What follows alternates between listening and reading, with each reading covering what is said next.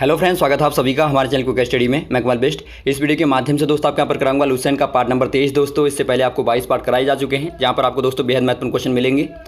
और यहाँ पर देखिए दोस्तों, यदि आपने ना देखे हो पार्ट को, उनको आप देख सकते हैं, क्योंकि आपको बहुत ही खास क्वेश्चन मिलेंगे दोस्तों। सेलेक्टेड क्वेश्चन आपको मिलेंगे और यहाँ पर भी दोस्तों आपको बेहद महत्वपूर्ण क्वेश्चन मिलेंगे, तो इनको भी आप देखेंगे। और देखिए, शुरू करने के पहले थोड़ी सी एक दरख्वास्त करना चाहेंगे दोस्तों। यदि आपने हमारे चैनल को सब्सक्राइब नहीं किया अभी तक, तो प्लीज़ हमारे चैनल को सब्सक्राइब कीजिए और बेल आइकन को प्रेस करना ना भूलिएगा दोस्तों, ताकि हमारे वीडियोस के नोटिफिकेशन आपको प्रथम प्राप्त हो सकें। तो आइए शुरू करते हैं, आराम से आप देखिएगा दोस्तों इनको। देखिए दोस्तों, आपको कहाँ तक क्वेश्चन कराए गए थे। क्वेश्चन कराया था दोस्तों आपको, फुटबॉल का ब्लैक पर्ल अर्थात काला हीरा किसे कहा जाता है।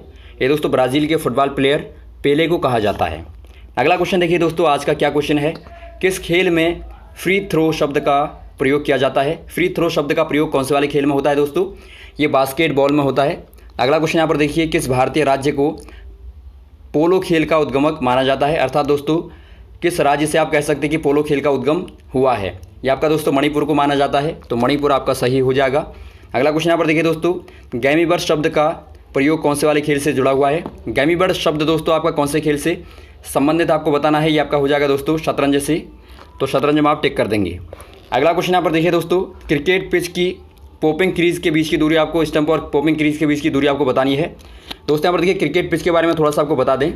इस प्रकार की एक पिच होती है दोस्तों, जहाँ पर दो आपके स्टंप होते हैं।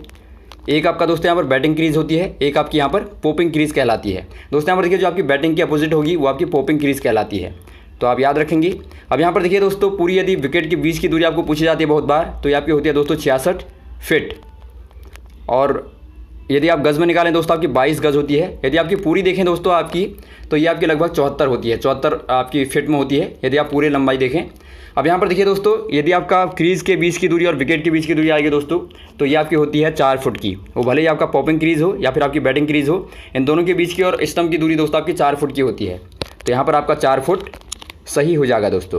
अगला क्वेश्चन यहाँ पर देखिए, स्लिप पॉइंट किस खेल से संबंधित है। स्लिप पॉइंट दोस्तों क्रिकेट से संबंधित है, तो आपका क्रिकेट सही हो जाएगा। अगला क्वेश्चन देखिए दोस्तों, किस देश की टीम ने फुटबॉल में विश्व कप में दोस्तों 5 बार विजयी प्राप्त की है, जीत प्राप्त की है दोस्तों। ये ब्राज़ील हो जाएगा। ब्राज़ील ने दोस्तों 5 बार विश्व कप जीता है। अगला क्वेश्चन यहाँ पर देखिए दोस्तों, भारतीय अंतरिक्ष अनुसंधान संगठन अर्थात इंडियन स्पेस रिसर्च ऑर्गेनाइजेशन का मुख्यालय कहाँ है। ये दोस्तों यहाँ पर देखिए बेंगलुरु में हो जाएगा। अगला क्वेश्चन यहाँ पर देखिए, भारत का प्रथम परमाणु ऊर्जा रिएक्टर कौन सा है। परमाणु ऊर्जा रिएक्टर दोस्तों ऊर्जा के लिए इस्तेमाल होते हैं, खासतौर पे नाभिकीय रिएक्शन के द्वारा दोस्तों इनसे अपार ऊर्जा निकलती है और उस ऊर्जा का इस्तेमाल किया जाता है दोस्तों। अब यहाँ पर देखिए, इसका प्रथम दोस्तों जो आपका प्रथम रिएक्टर था दोस्तों, उसका नाम था अप्सरा, तो अप्सरा आपका सही हो जाएगा। अगला क्वेश्चन देखिए दोस्तों, विक्रम साराभाई अंतरिक्ष केंद्र कहाँ स्थित है। सबसे पहले दोस्तों आपको विक्रम साराभाई के बारे में पता होना चाहिए।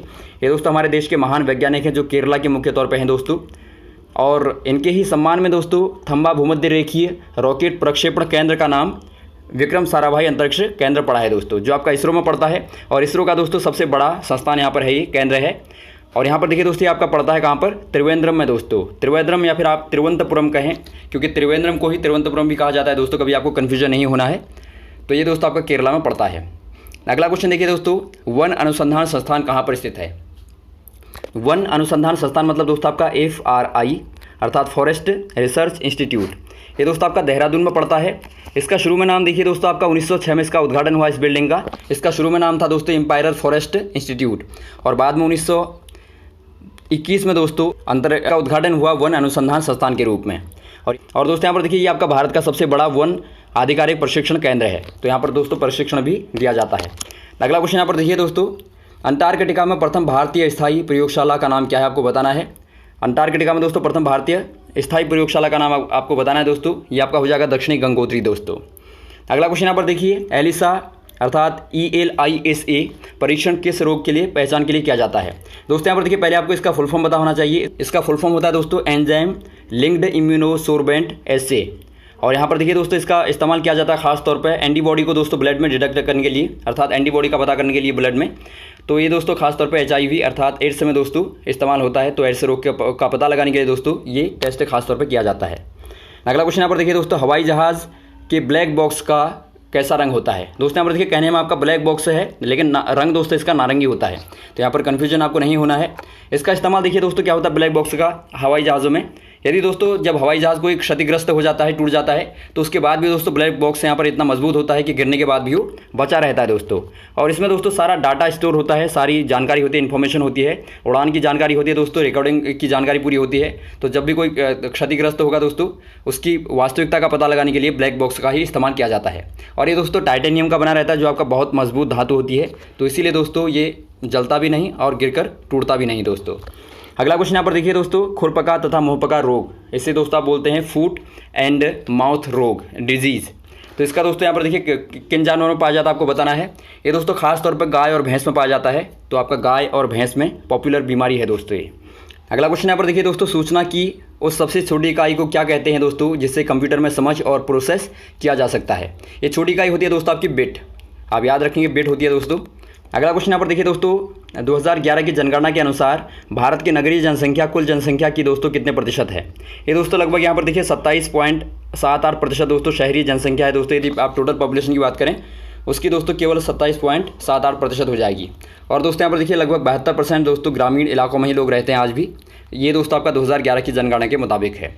और यहाँ पर देखिए अगला क्वेश्चन यहाँ पर क्या है दोस्तों, वर्ष 2011 की जनगणना के अनुसार पुरुष स्त्री अनुपात लिंगानुपात दोस्तों कितना है। ये दोस्तों लगभग यहाँ पर देखिए 940 है, अर्थात दोस्तों आपका 1000 पुरुषों में 940 महिलाएं औसतन आपका यहाँ पर निकलता है। और राज्यों का दोस्तों ऊपर नीचे आपका होता है। अब यहाँ पर देखिए अगला क्वेश्चन यहाँ पर क्या है। अगला क्वेश्चन यहाँ पर देखिए दोस्तों, वर्ष 2011 की जनगणना के अनुसार किस राज्य में महिलाओं का प्रति 1000 पुरुष में दोस्तों अनुपात लिंगानुपात सबसे कम है। ये दोस्तों आपका हरियाणा में पाया गया सबसे कम। यहाँ पर दोस्तों 1000 पुरुषों में लगभग आपकी 879 महिलाएं केवल पाई गई। तो ये दोस्तों आपका सबसे कम अनुपात यहाँ पर माना जाता है। अगला क्वेश्चन यहाँ पर देखिए दोस्तों, 2011 की जनगणना के अनुसार भारत की कौन से वाले राज्य की दोस्तों जनसंख्या घनत्व अर्थात पॉपुलेशन डेंसिटी दोस्तों सर्वाधिक है। ये दोस्तों बिहार की देखी गई है, बिहार में सर्वाधिक दोस्तों जनसंख्या घनत्व वाला राज्य माना गया है। अगला क्वेश्चन यहाँ पर देखिए दोस्तों, तेल और प्राकृतिक गैस आयोग अर्थात oil and natural gas commission दोस्तों, इसका मुख्यालय कहाँ पर है। ये दोस्तों देहरादून में हो जाएगा। अगला क्वेश्चन यहाँ पर देखिए, भारत का अनुसंधान केंद्र हिमाद्री कहाँ पर स्थित है। हिमाद्री दोस्तों आर्कटिक में स्थित है, आर्कटिक क्षेत्र में दोस्तों स्थित हो जाएगा। अगला क्वेश्चन यहाँ पर देखिए दोस्तों, राष्ट्रीय संग्रहालय कहाँ पर स्थित है। राष्ट्रीय संग्रहालय दोस्तों नेशनल म्यूजियम कहाँ पर स्थित है आपको बताना है। ये दोस्तों कोलकाता में स्थित हो जाएगा। अगला क्वेश्चन यहाँ पर देखिए दोस्तों, संविधान सभा का अस्थायी अध्यक्ष किसे चुना गया। बार बार क्वेश्चन आता है दोस्तों, संविधान सभा का अस्थायी अध्यक्ष दोस्तों सच्चिदानंद सिन्हा हो जाएंगी। और यदि आपका स्थायी अध्यक्ष आएगा दोस्तों, हो जाएंगे डॉक्टर राजेंद्र प्रसाद, ये आप याद रखेंगे। और वैसे दोस्तों यदि आप प्रारूप समिति के अध्यक्ष की बात करें तो हो जाएंगे दोस्तों डॉक्टर भीमराव अम्बेडकर। तो तीनों के तीनों अध्यक्ष दोस्तों बार बार क्वेश्चन आता है, इनको आप याद रखेंगे। अगला क्वेश्चन यहाँ पर देखिए दोस्तों, भारतीय संविधान में नागरिकों को कितने मूल अधिकार प्राप्त हैं। दोस्तों यहाँ पर देखिए जो आपके फंडामेंटल राइट हैं दोस्तों, ह्यूमन फंडामेंटल राइट हैं संविधान के अनुसार दोस्तों, कॉन्स्टिट्यूशन के अनुसार। इसमें दोस्तों मुख्य रूप से पहले प्रारंभिक में दोस्तों आपके 7 थे। इनमें से आपका जो संपत्ति का अधिकार है दोस्तों, उसे कानून का अधिकार में शामिल कर दिया गया है। तो संपत्ति का अधिकार दोस्तों इसको हटा दिया गया है मूल अधिकारों में से। आप तो कितने बचे दोस्तों, केवल आपके 6 बचे। तो आपके 6 सही हो जाएगा।